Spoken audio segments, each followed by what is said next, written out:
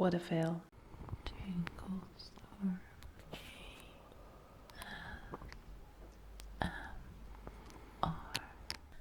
Hey guys. Hi.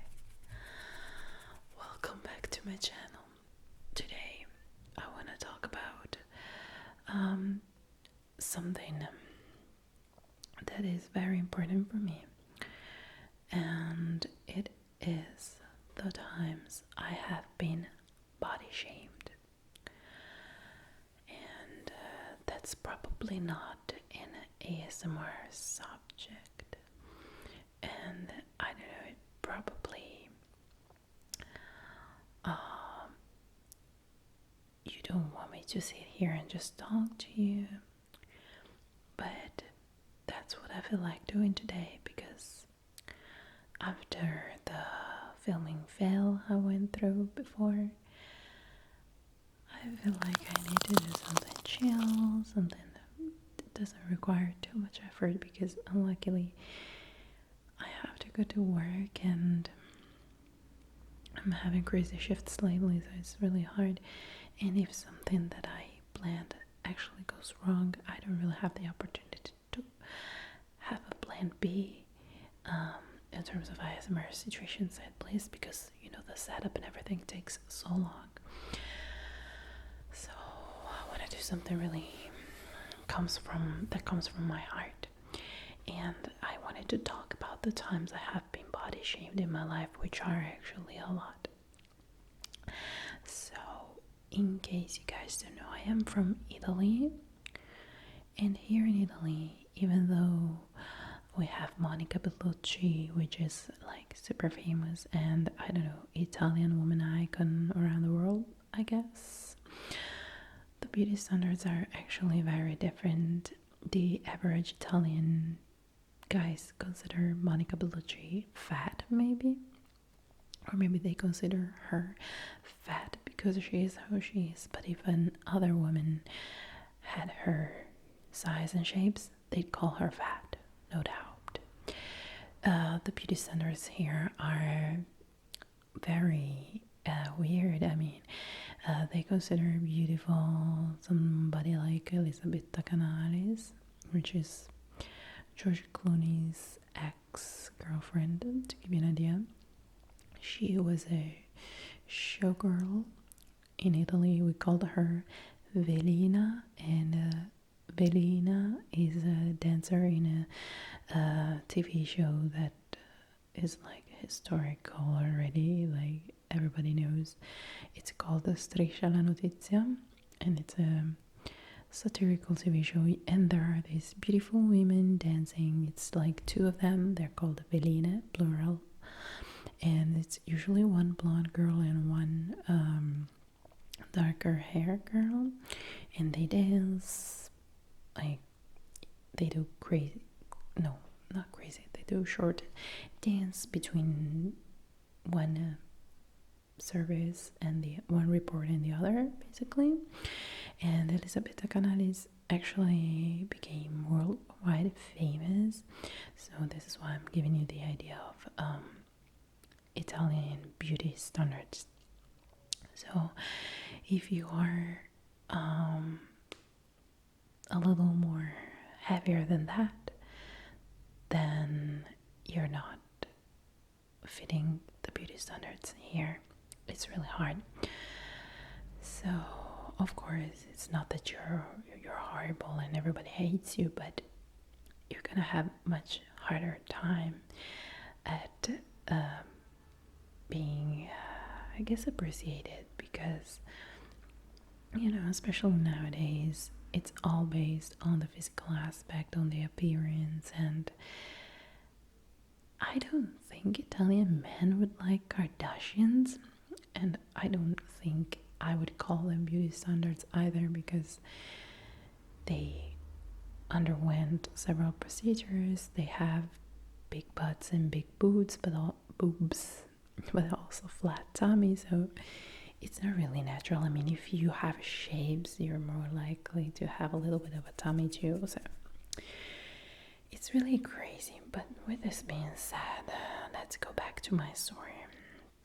My story has been happening since when I was a child. Basically, I've always been bulkier than my friends. My friends were like really, really skinny when we were kids, and I always looked like I was 5, 6 years older than them just because I had a little more shapes. I started developing more women shapes already when I was kind of 10, and many of my friends in school would call me fat ass. Or also, I don't know, stupid story, but when we went to the seaside and one of my friends' father played with us, like me and this friend and her sister.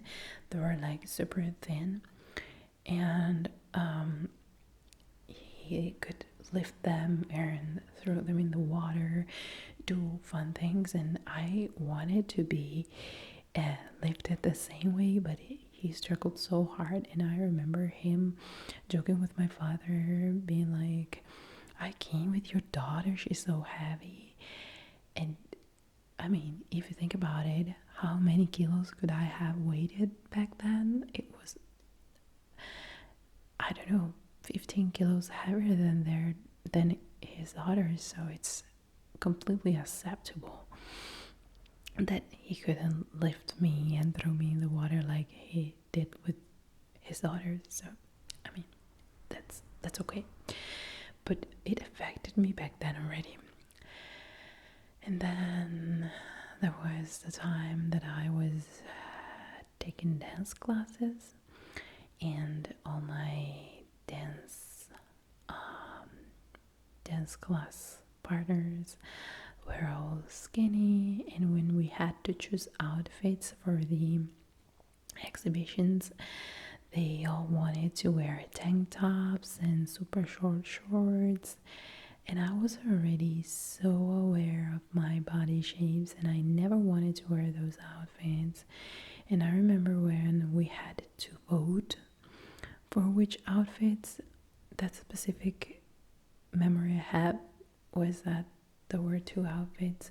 One of them was super, super cute, like it was the cutest outfit ever. And it was this sports bra and these shorts. And option number 2 was just a t-shirt and a little less short shorts, so a little longer leggings. And I was the only one in the class voting for the second option, and everybody was looking at me like I was an alien, being like, why do you want that outfit? It sucks. And I was like, I just want that one. I don't want to expose myself that way.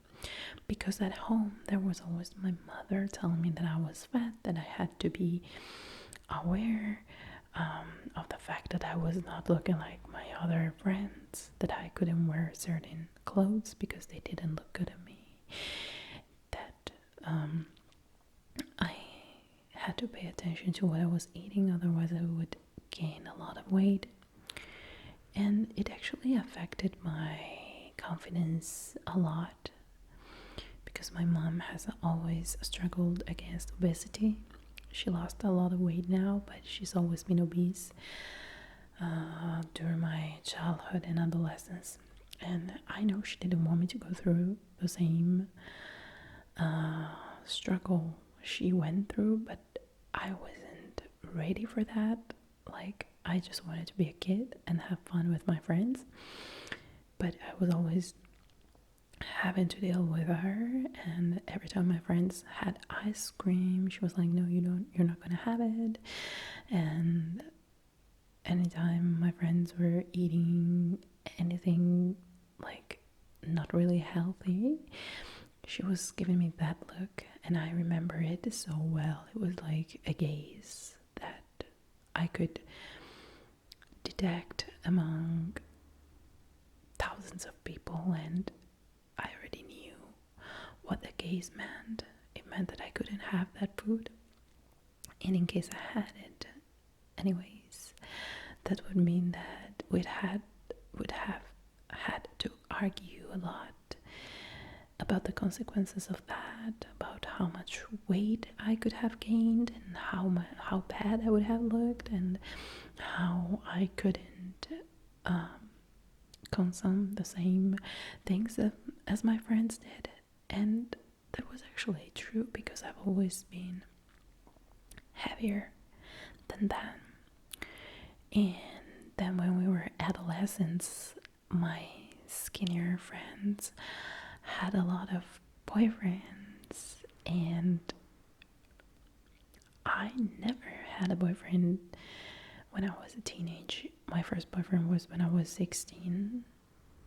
Like, really, yeah, late, I know.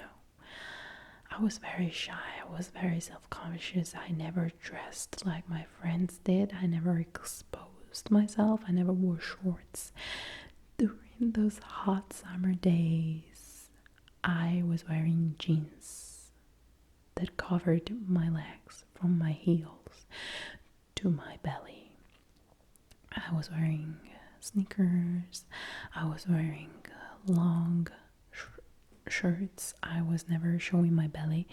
I am still very self-conscious of my belly, by the way. That's like my weakest point. But okay, just to give you the idea, I didn't even wear like sleeveless tops or things like that. I was always wearing t-shirts. And of course, I don't blame boys. I mean, they were attracted by my friends who were wearing fancier clothes and were super self-confident and happy and carefree. I wasn't like that. I was always so ashamed of my body. Even when we went to the seaside or to the swimming pool, my friends were wearing bikinis. I was always wearing one piece swimwear and maybe shorts on top. I was always trying to cover myself. And so boys never paid attention to me, and the times they did, it was actually for me to be able to put them in contact with my other beautiful, hot looking friends. So I was always the instrument, but never the goal, and that made me feel so bad. Then I found my boyfriend. It felt pretty much okay. I didn't care much about my body. Throughout high school, I gained and lost weight. It was like a wave coming and going. But since I had my boyfriend, I wasn't really concerned. Yes, I was self-conscious. I felt bad when I was gaining weight, and I was feeling good when I was losing weight, but I wasn't much affected to that during high school. Then I finished high school and started university. And again, things repeated. My friends were super hot and self-confident, and I was always kind of covering up and shy and self-conscious, so I was always left behind. And I know I had a boyfriend, but just the idea of, being desired by boys or having somebody interested giving me attention, it was something I've been craving my entire life. And I'm not gonna lie, I was craving for that attention. My girlfriends, even though they had boyfriends, they were always desired by a lot of guys, also hot looking guys.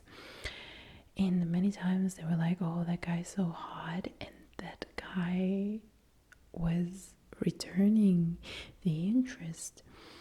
Some of them eventually broke up with their boyfriends to engage with this super hot looking boys, and I was like, why is it not happening to me? I felt so forgotten, left behind, and it felt really bad. But it's not just because I was fat. it was because of my attitude. I'm not trying to say that I never got boys' attention before because I was fat. I didn't get that attention because I probably did everything not to have it, starting from my outfit choices to my attitude and everything. So I kind of get it. But yeah, then we have this no, okay, and that's it. That's one story. Then I started going to the gym.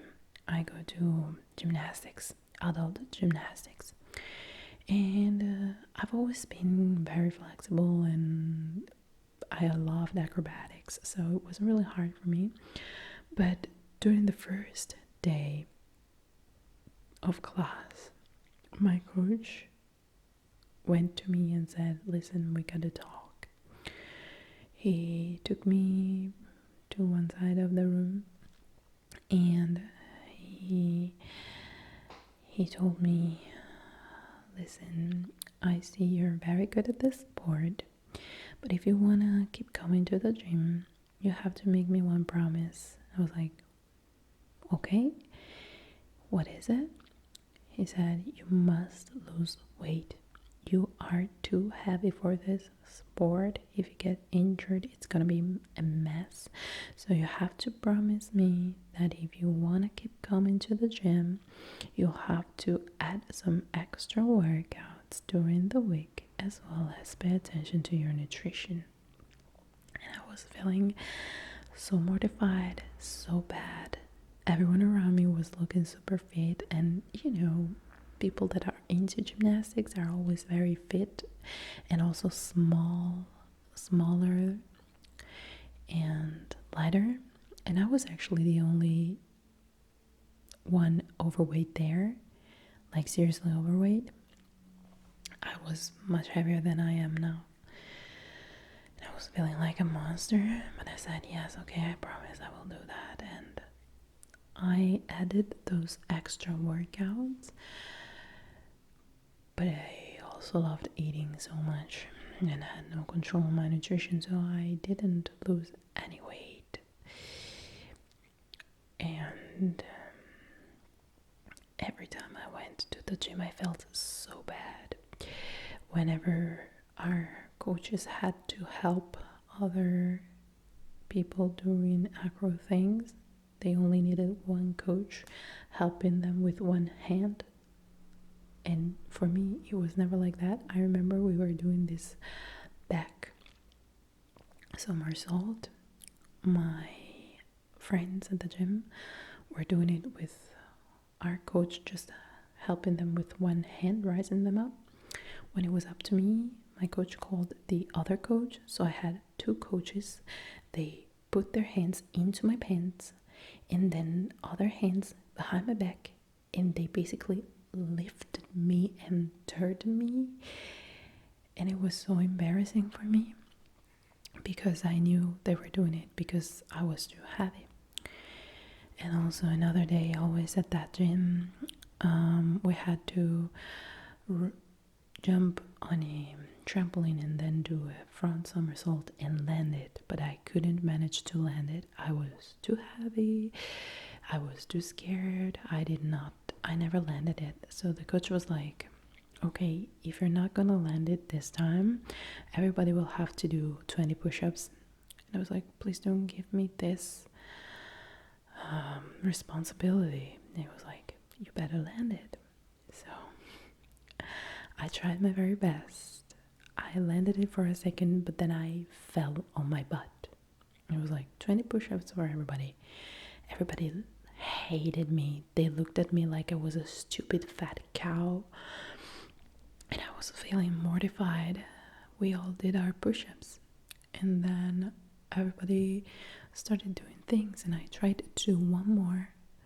And I magically landed it. I don't even know how. I didn't even realize I was turning it. Everything happened so fast. And I was like, "Oh my gosh, how did I even do it?"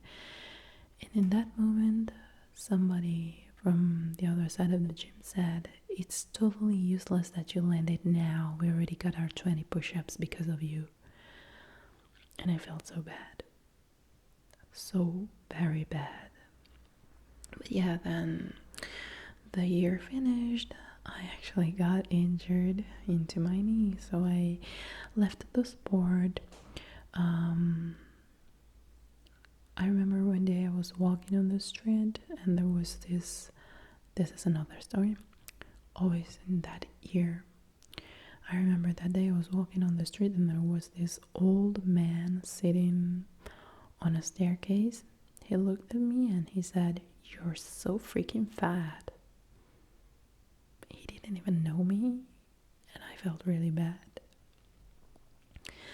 Then I went on a diet, lost weight, felt amazing, and I decided to go to the doctor to check my knees and the orthopedic, of course. And he said, well, you should lose some more weight in order not to be too heavy on your joints. And I was like, what? I already lost 30 pounds. He doesn't even see my results. Oh my gosh. And that triggered me to kind of give up on my weight loss because I felt like all my hard work was useless. But I know he was doing it for my own sake, and he was so right. I've always been heavy and my joints suffer a lot because of that. But yeah, also another story. While I was doing gymnastics, I went on holiday that year to Tunisia, and there was this taxi driver who took us to a tour, and it was amazing. And then we started talking. I was like, yeah, I love working out. And he was like, you? I don't think so. And I was like, yes, I do gymnastics. I was like, with that tummy, I don't think you do something. And I felt mortified. And then that same week, I was in Tunisia. There was this a fakir. Is it fakir you call it? Fakir. Basically the one who steps on broken glass and blows fire from the mouth, things like that. I was like, oh my gosh, he was such a great acrobat. So I was like, I need to talk to him. I need to tell him how great he is. And he was very pleased by me reaching out to him, and he invited me to do a workout the next day together. So the next day we met and we did our workout, and then we started talking, and he was like, do you like sleeping a lot? And I was like, yeah, actually I love to sleep my 8 hours. And it was like, yeah, I knew, because people that are very fat usually sleep a lot, they're very lazy. And I was like, excuse me? But at the same time, it was true. I was sleeping a lot. I was fat, so maybe it was the truth. I couldn't even be mad. I never got mad to what people told me because it was actually true. How I was feeling bad. I was so self-conscious. So whenever they blamed me for being fat, what else could I just say if not feeling mortified? They were right, in my opinion. So I never answered back or complained. Then I lost weight. I went back to gymnastics a couple years later, and we were training bars, and my coach, the same as the other time, was like, damn, it's gonna be really hard for you to do some skills on the bars because you're so heavy. And I was like, I just lost 30 pounds, 15 kilos, and you're still calling me fat. I was like, how is it even possible? But at the same time, all the other gymnasts around me were so fit and like so smaller, so much lighter, so much stronger. So it was actually true, but my goal was to be like them. I so wanted to be like them. So it was like, whatever doesn't kill me makes me stronger. Let's just keep at it. And then one day we were training backflips, and he said, come on, do your backflip. And I never did one before. I mean, I tried them, but in the safety of, I don't have the word for that. It's basically a hole in the ground with a lot of pillows inside. I was doing my backflips there, never on the mat.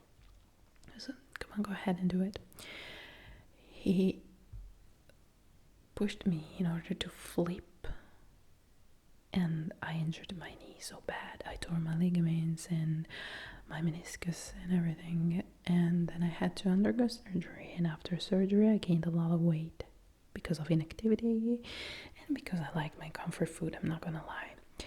So I went back to work after 6 months of recovery, and I was sent to another restaurant because the restaurant I was working in actually had stairs, and the doctor said it was better for me not to do stairs. So they sent me into a restaurant where there were no stairs. And there, people were so mean at me because of other dynamics I'm not even gonna explain to you right now. But basically, when you're new, everybody's kind of mistreating you, okay? So one day, a co-worker was talking about doing bungee jumping, and I was trying to, create some sort of relationships with people. So I was like, oh my gosh, I would so love to do bungee jumping. He looked at me and he was like, well, I think there is a weight limit for that, and you certainly don't fit. And I was like, what the hell? And then he actually noticed he has been too rude, and he apologized. But that broke my heart anyway. Then another time, a coworker of mine needed to go somewhere, and I was in her way. She was like, excuse me, I'm in a rush and you're such a hippopotamus. Could you please step aside? She called me a hippopotamus in front of all my other co-workers, who started laughing so bad. I was, again, mortified. But at the same time, I said nothing. I just stepped aside. Then another time, a couple months later, I was talking about gymnastics with a coworker of mine who went at my same gym, but just different timing. And this other coworker entered the conversation, being like, "Are you guys talking about gymnastics? I used to be a gymnast when I was young." And my coworker said, "Oh, really?" And she said, "Yes, of course. Can you see the difference between me and her?" Pointing at me. "That's pretty obvious," she said. And that really broke my heart. Like, it was the limit. And I actually texted her asking her not to make funny jokes about my body shapes anymore. And she actually apologized, but that made me feel really bad. And then later, a couple years later, I tore my other ligament, so I had to undergo another surgery, and I gained weight again. And when I came back to work, one of my coworkers looked at me and he said, "Oh my gosh, you gained a lot of weight." And that made me feel very bad, but it was actually the truth. So even though we haven't met in months, and that was the first thing he told me, I was like, well, that's actually true. And then it took me forever to lose that weight, which brings us to nowadays. I lost all the surgeries weight, and I'm back to my pre-surgery weight. And I'm receiving a lot of compliments on my weight loss, on my fitness, whatsoever. And a coworker of mine once told me, "Oh my gosh, you look so good now. I remember when you came back from your last surgery, you could barely fit in the uniform. It looked like your uniform was about to explode, and I was like really freaking out looking at you that way. But now you're looking gorgeous." And I was like, thanks, I guess. But that was so embarrassing at the same time. And another coworker of mine also told me, "Oh, I'm so glad you're back in shape because you're now looking so good. I didn't want to tell you, but I could barely recognize you when you came back from your last surgery. Your entire face was deformed, and that's probably because you were so swell, probably because of the meds, but really I could barely recognize you, and I was feeling so bad for you. But now you're looking great, and I'm really happy about that. And I appreciate the compliments. Also, the coworker who told me I gained a lot of weight just yesterday told me, "Oh my gosh, you're looking so cute lately. What are you even doing? You're looking amazing." And I appreciate that people notice my weight loss, my fitness journey, and everything, but things are not based on physical aspect. And I really experienced it on my own skin when I was so overweight. They had no respect for me. They treated me like somebody who had no self-love and self-care, and they felt it was legit to disrespect me because I was allowing myself to look that bad, I guess. And now that I'm more self-confident and I lost 32 pounds, everybody's so nice at me. Men are looking at me, and everybody's complimenting on my fitness journey. Also on Instagram, everybody's like, "Oh my gosh, you're so thin, you're so fit, you're looking awesome," on my personal Instagram. And I appreciate that, but that also makes me feel such a pressure, because what if I gain weight again? Will I have to go through all of that? Will I have to, I don't know, justify somehow? I don't know, it just feels bad. Okay, guys, this is the end of this story. I hope you liked it. And please, if you liked it, give this video a thumbs up. Comment down below also if you have experienced something similar, and help me make it to my first 1K. It's taking forever, but we're getting closer. So please subscribe and share this video. Thank you so much again, and I will see you next time.